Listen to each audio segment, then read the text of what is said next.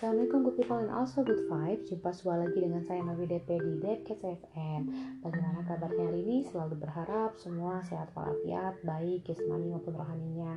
Dan selalu gak bosan-bosan aku kasih tahu kepada kalian semua untuk stay with protokol COVID-19. Oke teman-teman Depcast, kali ini aku akan membahas mengenal lebih dalam lagi Merdeka Belajar dan Kampus Merdeka. Oke, ini adalah pencanangan yang dicanangkan oleh Bapak Menteri Pendidikan dan Kebudayaan kita, Bapak Nadiem Amran Makarim. Dia menyatakan bahwa kemerdekaan belajar itu memberikan kebebasan dan otonomi kepada lembaga pendidikan dan merdeka dari birokratisasi, dosen dibebaskan dari birokrasi yang berbelit, serta mahasiswa diberikan kebebasan untuk memilih bidang yang ia sukai. Ada 4 kebijakan di dalamnya, tapi sebelum saya bahas lebih lanjut lagi 4 kebijakan itu, kita tahu dulu nih apa sih tujuan MBKM itu. Oke, program ini bertujuan untuk mengenalkan dunia kerja pada mahasiswa sejak dini. Nah, salah satu terobosan Mas Nadiem ini adalah mendorong mahasiswa untuk belajar selama 3 semester di luar prodi pilihannya. Kebijakan itu juga merupakan kebijakan bagian dari Kampus Merdeka yang memberi kesempatan mahasiswa untuk menentukan mata kuliah yang hendak dia ambil.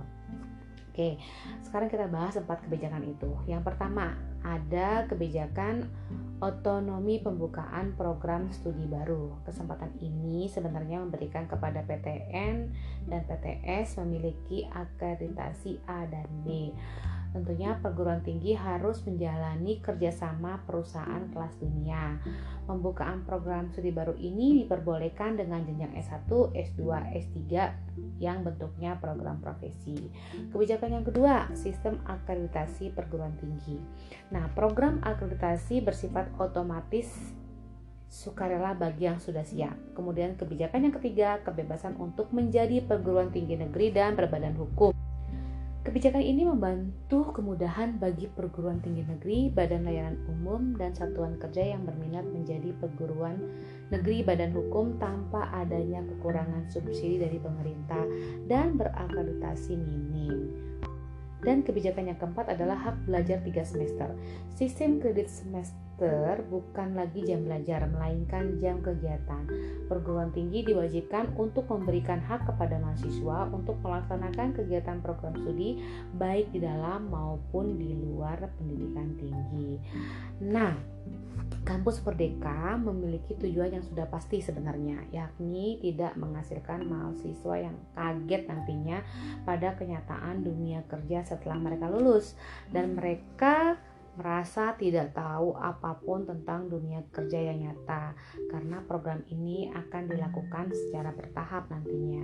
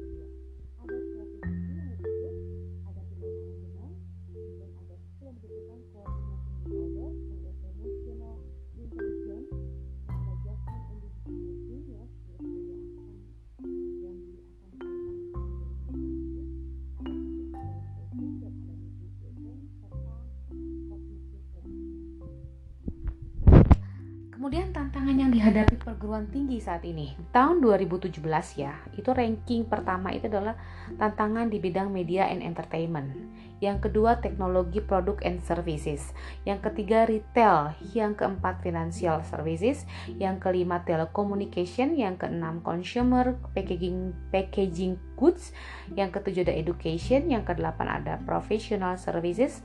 ke-9 ada hospitality and tourism, ke-10 ada manufacturing, ke-11 ada transportation and logistic, ke-12 ada real estate, ke-13 ada healthcare and pharmaceuticals, ke-14 ada energy and utilities. And guess what, di 2019 ini apa yang ranking pertamanya? Tetap ranking pertama ada media entertainment.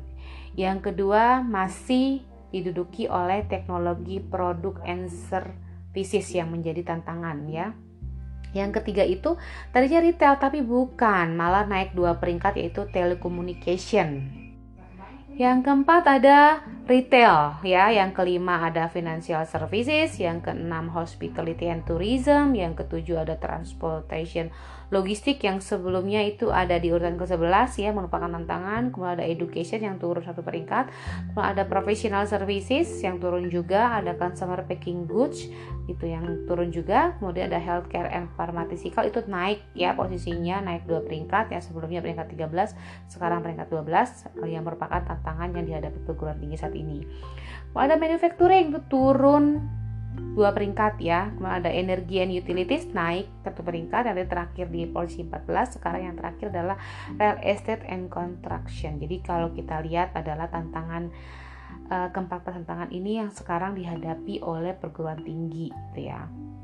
Terutama di 3 terbesar adalah media entertainment, teknologi produk and services, and telecommunication. Ini menjadi tantangan yang harus dihadapi oleh perguruan tinggi. Oke, kita lihat sekarang di 2015. Saya lebih tekankan lagi, yang pertama tantangannya adalah teknologi, media entertainment, dan retail. 2017 sampai saat ini tantangan tertinggi adalah media entertainment, yang kedua itu ada teknologi produk and services, yang ketiga adalah retail. Tentunya dengan adanya tantangan ini justru membuat kita harus bisa berubah dan fleksibel mengikuti perkembangan zaman ya. Ada suatu quote yang sangat saya suka sekali dari Charles Darwin ya. Quote dari beliau adalah, "It is not the strongest of the species that survives, nor the most intelligent that survives. It is the one that is most adaptable to change."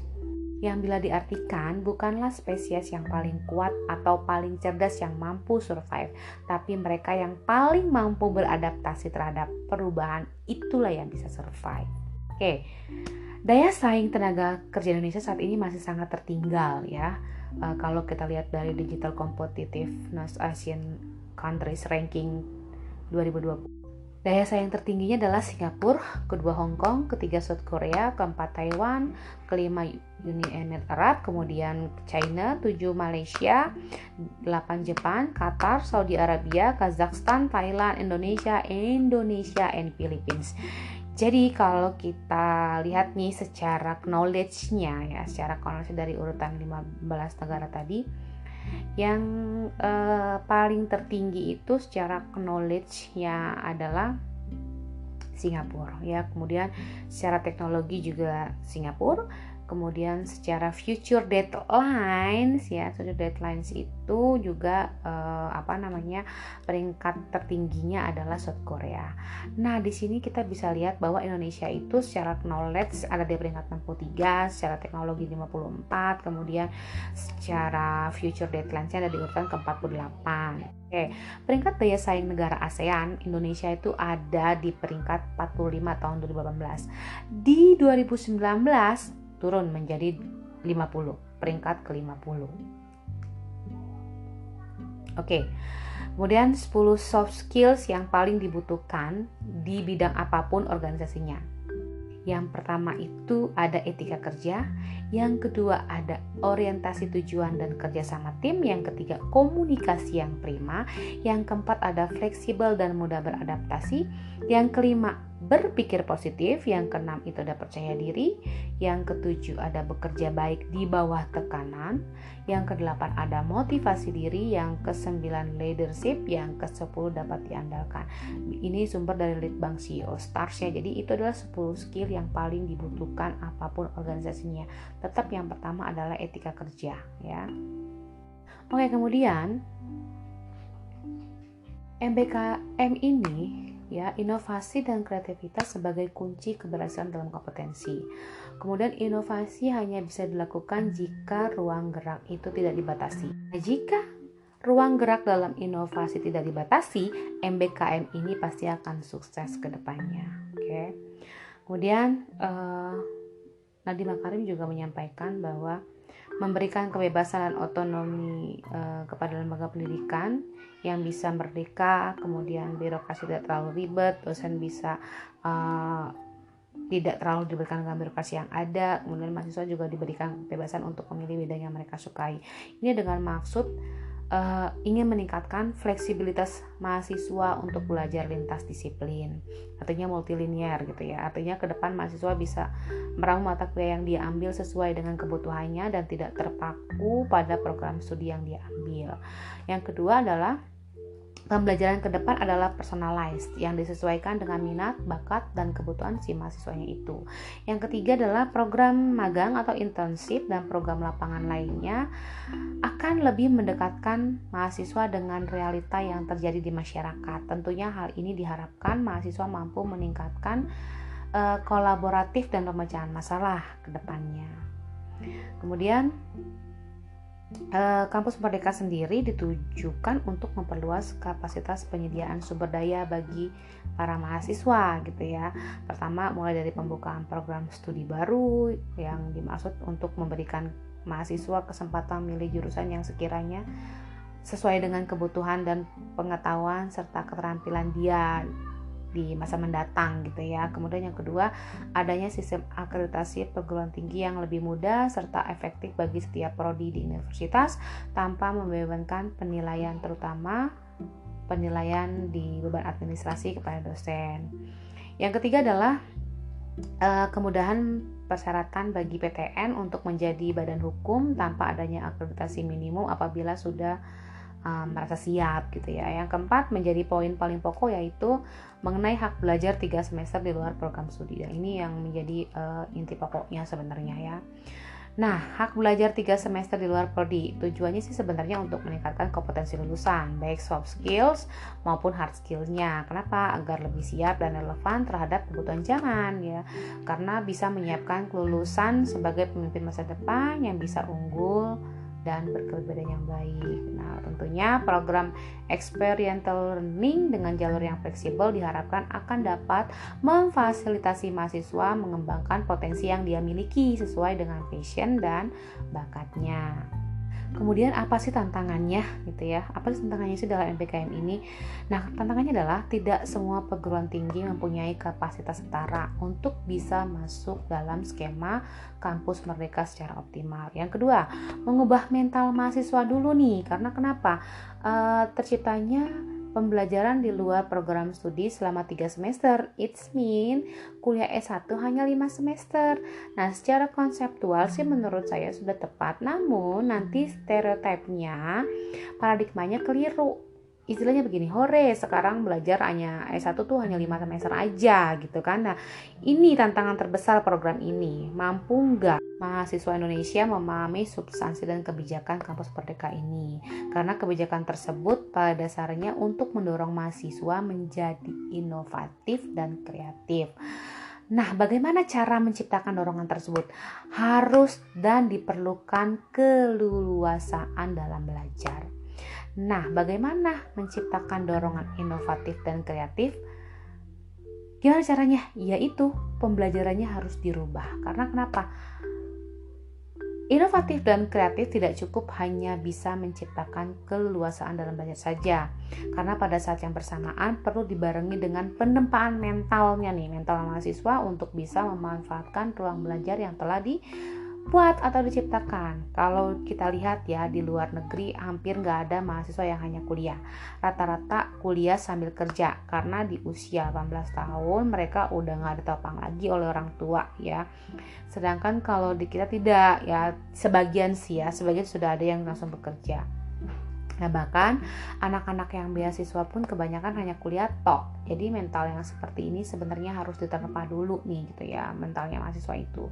Yang ketiga tantangannya apalagi? Terkait pemberian kewenangan terhadap perguruan tinggi untuk membuka program studi baru melalui kerjasama dengan dunia industri dan organisasi nirlaba kelas dunia. Ini menjadi tantangan. Kenapa? Karena itu nggak mudah ya. Tapi nggak sesuatu yang tidak mungkin sih menurut aku.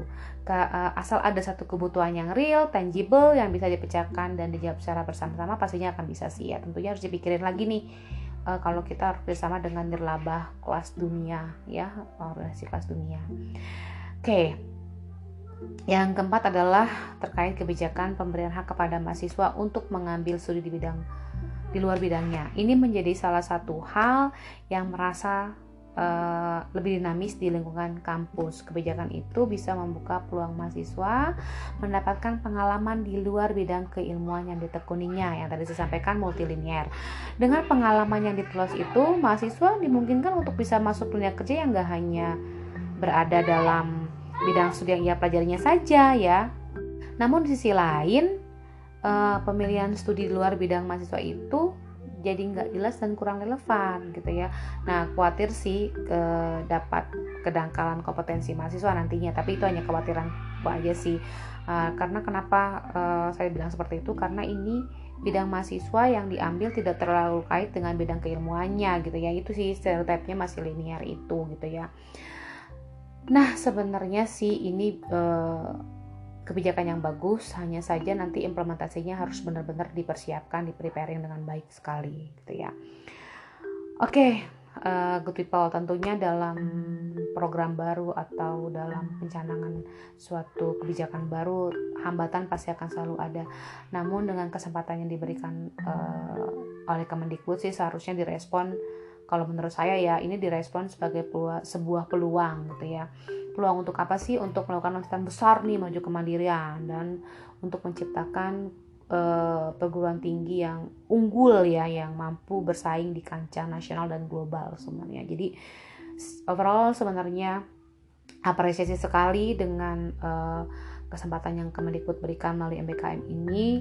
Kita harus merespon hal tersebut sebagai peluang untuk melakukan loncatan besar menuju kemandirian supaya kita bisa bersaing di kancah nasional maupun di kancah internasional. Oke teman-teman Depkes, sekian bahasan Sekian bahasan kali ini. Kita ketemu lagi dengan bahasan-bahasan berikutnya lebih menarik lagi. Saya DP dari Depkes FM undur diri. Assalamualaikum warahmatullahi wabarakatuh.